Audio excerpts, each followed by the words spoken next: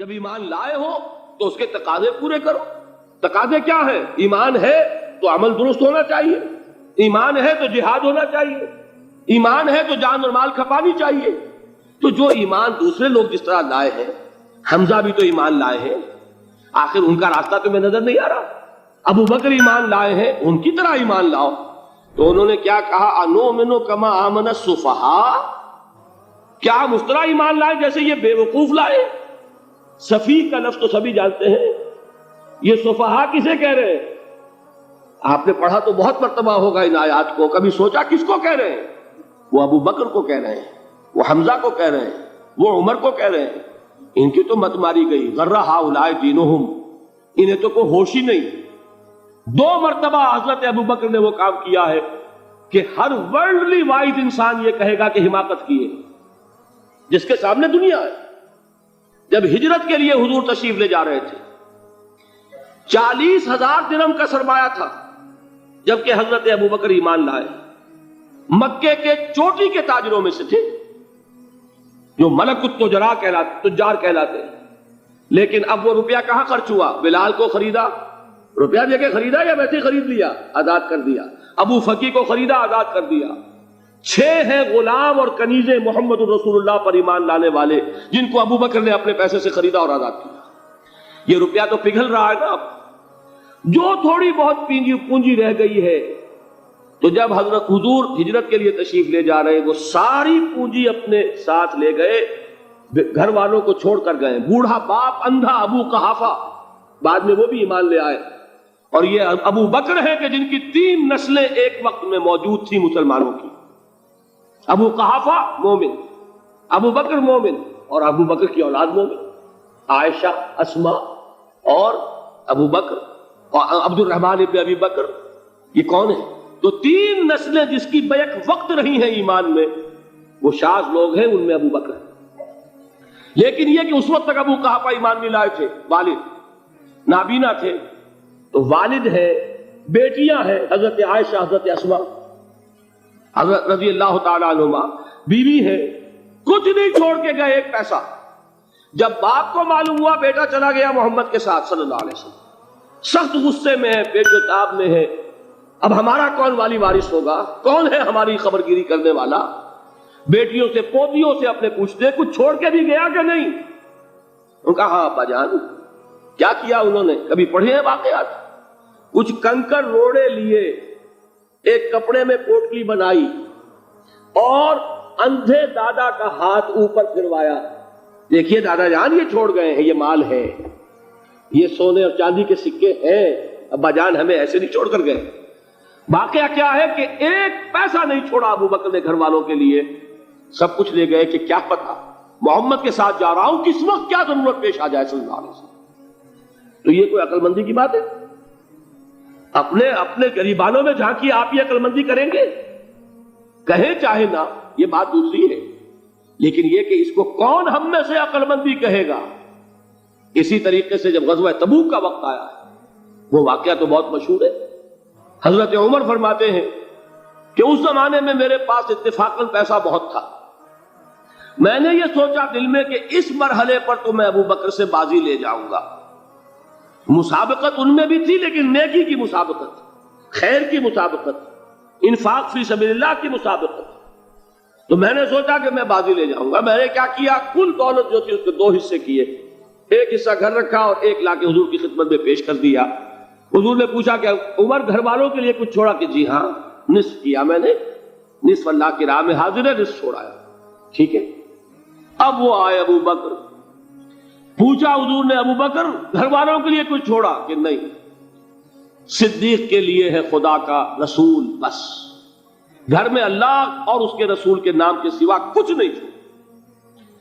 یہی ہے نا، پروانے کو چراغ ہے، بلبل کو پھول، بس، اور صدیق کے لیے ہے خدا کا رسول، بس، مجھے گھر والوں کے لیے کچھ نہیں چاہیے. یہ کام جو ہے، تو یہ جن کا ہم اس وقت ذکر پڑھ رہے ہیں منافقین، ان کے نزدیک حماقت تھی یا عقل مندی تھی؟ یہ سمجھداری تھی یا بے وقوفی تھی؟ وہ ہے جو بات کہہ رہے ہیں کہ جب ان سے کہا جاتا ہے ایمان لاؤ بھلے لوگوں کی طرح جیسے دوسرے لوگ ایمان لائے ہیں، تو کیا کہتے ہیں انؤمن کما آمن السفہاء الا انہم هم السفہاء ولکن لا یعلمون. آگاہ ہو جاؤ، اصل احمق یہ ہے، اصل بے وقوف یہ، انہیں نہیں پتا کہ حقیقت کیا ہے، نفع کیا ہے، نقصان کیا ہے. وہ جو بات میں نے سورۃ العصر میں بیان کی تھی، والعصر ان الانسان لفی خسر الا الذین آمنوا وعملوا الصالحات وتواصوا بالحق وتواصوا بالصبر. جس کے ذہن اور قلب پر یہ صورت کندہ ہو جائے گی، اس کے نزدیک عقل مندی یہ ہے کہ سب کچھ اللہ کی راہ میں لگا دو. جس کے دل میں یہ بات بیٹھی نہیں، اس کے لیے عقل مندی یہ ہے کہ بچا بچا کر رکھو، چھپا چھپا کر رکھو، سنبھال سنبھال کر رکھو. عقل مندی کا اس میں تقاضا کچھ اور، اس میں تقاضا کچھ اور. لیکن یہاں بھی فرمایا وَلَٰكِن لَا يَعْلَمُونَ، انہیں ابھی علم نہیں ہے اس کا. اس سے پہلی آیت میں بھی فرمایا وَلَٰكِن لَا يَشْعُرُونَ، انہیں شعور نہیں ہے. دیکھیے میں آپ کو بتا رہا تھا یہ وہ غیر شعوری نفاق ہے، یہ بڑھتا چلا جا رہا ہے. پہلے جھوٹا بہانہ تھا، پھر جھوٹی قسمیں ہوئیں، پھر دشمنی ہو گئی صادق الایمان جو جان اور مال لگا رہے ہیں، نچھاور کر رہے ہیں پروانہ وار، اللہ پر، اللہ کے دین کے اوپر نثار کر رہے ہیں اپنے آپ کو. ان سے عداوت، ان سے دشمنی، ان کا بغض، یہ تھرڈ سٹیج تک پہنچ گئے. اب بھی وہ اپنے آپ کو منافق نہیں سمجھتے، وہ سمجھتے عقل مند تو ہمیں، یہ تو بے وقوف ہے. ہم ہیں اصل میں بھائی، سمجھ کے چلنا چاہیے، تیل دیکھنی چاہیے، تیل کی دھار دیکھنی چاہیے، دائیں بائیں دیکھنا چاہیے، حفاظت کا بھی خیال ہونا چاہیے. یہ ساری چیزیں تو عقل مندی ہے نا دنیا کے اعتبار سے. تو وہ تو انہیں بے وقوف سمجھ رہے ہیں، اپنے آپ کو منافق کہاں سمجھیں گے؟ چاہیے ٹھیک ہے بھائی، دین بھی چاہیے لیکن دنیا کی فکر بھی چاہیے کہ نہیں؟ یہ آپ کہتے ہیں کہ نہیں کہتے؟ یہ تو بات آپ نے بہت دفعہ سنی بھائی، ٹھیک ہے دین بھی ہونا چاہیے لیکن دنیا بھی تو ہونی چاہیے کہ نہیں؟ یہ ہے سمجھ دنیا کی، یہ ہمارے معیارات ہیں. یہی وجہ ہے کہ دین ذلیل سے ذلیل تر ہو رہا ہے. دین وہ جو میں نے حال ہی کے اشعار سنائے تھے کہ پستی کا کوئی حد سے گزر نہ دیکھے، اسلام کا گر کر نہ ابھر نہ دیکھے، مانے نہ کبھی کہ مد ہے ہر جزر کے بعد دریا کا ہمارے جو اتر نہ دیکھے. یہ دریا چڑھا کب تھا؟ جب صحابہ کرام نے وہ فینیٹسزم جس کو آج ہم کہیں گے، اس کا جب مظاہرہ کیا، اس کا ثبوت دیا، دامے درمے سخنے، جان مال تن دھن سب لگا دیا، تو اللہ کے دین میں بہار آ گئی، رونق آ گئی، دین کا غلبہ ہو گیا. اور جب ہم اپنے سمجھ کر رکھیں گے تو ظاہر بات ہے کہ اس کا تو پھر جو حشر ہوگا وہ وہی. دین میں کمزوری، ہماری دنیا جو ہے پھل رہی ہے، پھول رہی ہے، دین جو ہے وہ کمزور ہوتا چلا جا رہا ہے. یہ ہے تھرڈ سٹیج اس نفاق کی کہ جس کے بعد اب کوئی امکان واپسی کا نہیں ہے. یہ غیر شعوری نفاق جان لیجئے کہ یہ نہیں ہے کہ ماضی ہی ماضی میں تھا، اب اس کا کوئی امکان نہیں. یہ نہ سمجھیے اب بھی یہ نفاق جو ہے، یہ میں بتا دوں آپ کو، ایک عام آدمی ہے، دین کا تقاضا ہی سامنے نہیں ہے، اسے پتہ ہی اتنا ہے کہ اللہ کے دین کا تقاضا نماز روزہ، وہ نماز روزہ کر رہا ہے، اس پر نفاق کا حملہ نہیں ہوگا. اس کو آپ کہہ دیں کہ اس کی سمجھ کم ہے، اس کا شعور کم ہے، اسے پتہ نہیں ہے، دین کے تقاضوں سے واقف نہیں ہے، وہ بچا ہوا ہے، وہ محفوظ ہے. وہ جو میں نے آپ سے کہا تھا پرسوں، اور ایک صاحب نے جواب دیا مجھے بعد میں کہ آج آپ نے جو بات کہی ہے تو کل لوگ کم آئیں گے. آپ نے ڈرا دیا کہ یہ جو تقاضے دین کے سامنے آ رہے ہیں تو اس سے ذمہ داری بڑھ رہی ہے.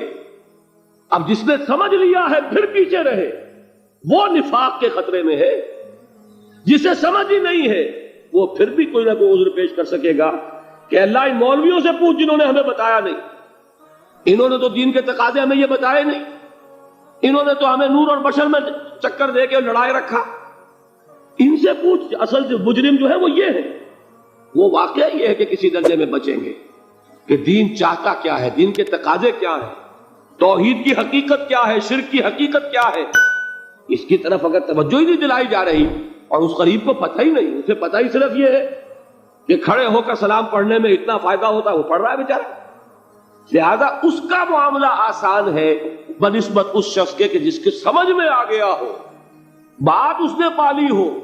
دین یہ چاہتا ہے، دین اپنا غلبہ چاہتا ہے. علامہ اقبال نے غالب پر ایک جو نظم لکھی ہے باغ درا میں ہے، اس کا ایک شعر بڑا پیارا ہے. گیسوئے اردو ابھی منت پذیر شانہ ہے، شمع یہ سودائی یہ دل سوزی یہ پروانہ ہے. یہ دین جو ہے یہ تو چاہتا ہے کہ اہل ایمان پروانہ وار اس شمع پر نثار ہو جانے لگا دے. گردنیں کٹوا دے. وَلَا تَقُولُوا لِمَنْ يُقْتَلُ فِي سَبِيلِ اللَّهِ أَمْوَاتٌ بَلْ أَحْيَاءٌ وَلَكِنْ لَا تَشْعُرُونَ. اور اگر اس سے پیچھے ہٹیں گے، قدم پیچھے ہٹا نہیں کہ نفاق کی زد میں آئے نہیں. وہ نفاق کی پہلی stage, second stage, third stage, وہاں پہنچ گئے، واپسی نہیں. اس کے لیے ایک اور دو آیات میں چاہتا ہوں کہ اس سے اس حقیقت کو اور سمجھ لیں اچھی طرح، تاکہ کوئی اشکال نہ رہ جائے. ایک آیت تو میں نے شروع میں پڑھی تھی، ایک نہیں ہے، یعنی ایک جگہ سے سورہ عنکبوت، اور ایک آیت ہے سورہ حج کی، وہ میں نے شروع میں تلاوت نہیں کی. سورہ حج کی آیت دیکھیے، اس قدر پیاری آیت ہے. دوسرے رکوع کے اندر آپ کو آیت ملے گی، سورہ حج 17ویں پارے میں ہے، نصف کے بعد شروع ہوتی ہے، اور اس کے دوسرے رکوع وَمِنَ النَّاسِ، اور لوگوں میں سے کچھ ایسے بھی ہیں مَن يَعْبُدُ اللَّهَ عَلَى حَرْفٍ، جو اللہ کی بندگی کرنا چاہتے ہیں کنارے پر کھڑے ہو کر. ایک ہے منجھار میں کودنے والے کہ ہر جباد آباد ماں کشتی دراب انداختے، جیسے کہ طارق نے کیا تھا، ادھر ساحل اندلس پر قدم رکھا، ادھر کشتیوں میں آگ لگا دی، کہ کسی کے دل میں خیال ہی نہ آئے کہ واپسی بھی ہے، کوئی کسی کے ذہن میں سوال ہی پیدا نہ ہو کہ اب گھر واپس جانا ہے. طارق چمر کنارے اندلس سفینہ سو، گفتند کارے تو رہے عقل و خرد خطاست. دیکھیے وہی عقل اور بے وقوفی والی بات آ گئی. لوگوں نے کیا یہ طارق کیا کیا، عقل مندی کی روح سے تو یہ غلطی کی تم نے. عقل تو یہ سکھاتی ہے کہ ذرا سنبھل کر چلو، جذبہ یہ کہتا ہے کہ نہیں، واپسی کا کوئی سوال نہیں. اس نے اقبال نے یہی نقشہ کھینچا ہے کہ بے خطر کود پڑا آتش نمرود میں عشق، عقل ہے محو تماشائے لبے بام ابھی. عقل تو کودنے کا مشورہ نہیں دیتی، جذبہ اور عشق اور محبت جو ہے وہ کہتا کودو.